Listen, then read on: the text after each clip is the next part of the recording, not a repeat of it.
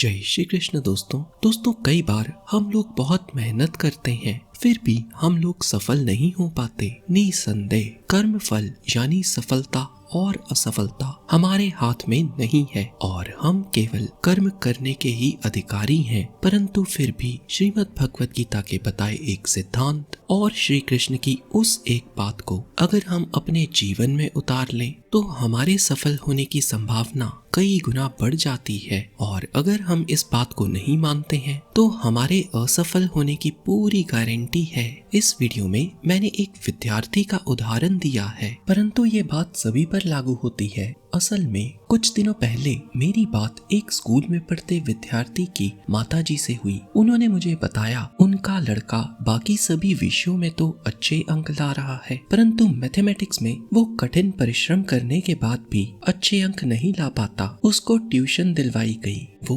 बाकी विषयों से अधिक मैथमेटिक्स पर समय व्यतीत करता है, परंतु सब व्यर्थ। माताजी ने बताया उनको अपने बेटे पर शर्म आती है कि वो सब विद्यार्थियों से पिछड़ा है, खास करके मैथमेटिक्स उसके भेजे में नहीं जाता। और मैंने जब उनको इसका सही कारण बताया तो वो सत्य सुनना ही नहीं चाहते थे। तो इस वीडियो के माध्यम से अगर एक भी बच्चे के माता पिता या एक भी व्यक्ति अपनी समस्या को समझ सकेगा तो मैं अपने आप को भाग्यशाली समझूंगा। हमारी कड़ी मेहनत के बाद असफलता का एक सबसे मुख्य कारण आज हम श्रीमद् भगवत गीता से जानेंगे। और अगर आप एक विद्यार्थी हैं तो कम से कम आप इस वीडियो को अपने माता पिता और अध्यापक के साथ शेयर जरूर करें। और अगर आप विद्यार्थी नहीं भी हैं, इस वीडियो को कहीं ना कहीं आप अपनी जिंदगी से रिलेट कर पाएंगे, क्योंकि आज तकरीबन हर व्यक्ति के साथ यही हो रहा है और सभी का यही रोना है। हाँ, ये कहानी सच्ची नहीं है बल्कि एक सिंबॉलिक कहानी है। इसके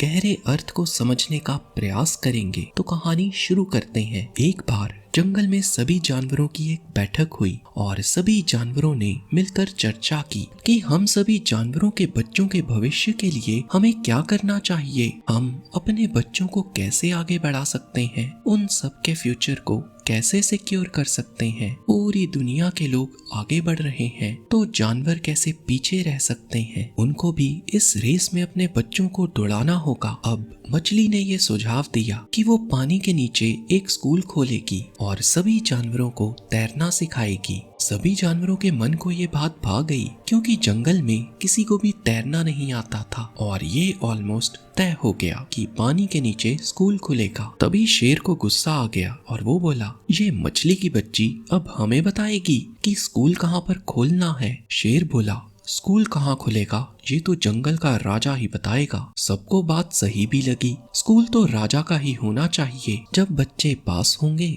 तो कम से कम उनके पास सर्टिफिकेट तो एक अच्छे स्कूल का होगा और राजा के स्कूल से पाए सर्टिफिकेट की कुछ वैल्यू तो होगी। स्कूल जल्दी ही खोल दिया गया। जिराफ, हाथी, उल्लू, गैंडा, गधा सभी जानवरों के बच्चे इस स्कूल में आने लगे। अब स्कूल में विद्यार्थी तो आ गए, पर ये तो तय ही नहीं हुआ कि पढ़ाना क्या है। तो शेर चालाक बंदर के पास गया और बंदर से बोला, बंदर यार, स्कूल तो हमने खोल दिया है, अब ये कैसे पता करें कि स्कूल में पढ़ाना क्या है। बंदर बोला, देखो जी, अगर सभी जानवर अपने बच्चों का उज्जवल भविष्य चाहते हैं तो उनको तेज भागना सिखाओ, रेस लगवाना सिखाओ। सुना है इंसान चांद पर पहुंच गया है और जानवर अभी तक जमीन पर ही रेंगते हैं। शेर जोश में आ गया और बोला, बंदर भाई, बात तो तुमने पते की कही है, सिखाओ इन सबको रेस लगाना। अब क्लासेस लगना आरंभ हो गईं। सब बच्चों को उनके उज्जवल भविष्य के लिए रेस लगाना सिखाए जाने लगा। आखिर वो दिन आया जब सभी बच्चों की परीक्षा हुई और उनका रिजल्ट आ गया। हाथी का बच्चा रेस में फेल हो गया। हाथी को ये जानकर बेहद दुख हुआ। हाथी सदमे में चला गया और अब हाथी के बच्चे का एक ही लक्ष्य था कि किसी भी तरह बच्चे को रेस में टॉप कराना है। हाथी का बच्चा आज से ट्यूशन जाएगा, ये तय हो गया। उधर सबसे बुरा हाल तो उल्लू का हुआ। उसकी तो अटेंडेंस ही शॉर्ट हो गई। उल्लू ने खींच के बेटे के कान के नीचे एक लगाई। बच्चा बोला, हमें रात में ही अपना स्कूल शुरू करना चाहिए, दिन में हमारा क्या काम। ये सुनकर उल्लू के बाप ने एक और तमाचा उल्लू को जड़ा और कहा, रात वाले स्कूल में भेजकर मुझे बिरादरी में अपनी नाक नहीं कटवानी। सभी जानवरों के बच्चे राजा के स्कूल में पढ़ते हैं और हम रात का स्कूल खोल दें इनके लिए। फालतू की चीजों को छोड़कर पढ़ाई में ध्यान दो। पता है कितनी फीस देनी पड़ती है और महंगी किताबों का खर्चा अलग से। वहीं बंदर के स्वयं के बच्चे ने टॉप किया और वो स्टेज पर अवार्ड लेने फुदक फुदक कर गया और उछल उछल कर फोटो खिंचवाई। ये देखकर बाकी के जानवरों ने मिलकर अपने बच्चे को पीटना शुरू कर दिया। घर जाकर भी हाथी अपने बच्चे को पीट रहा था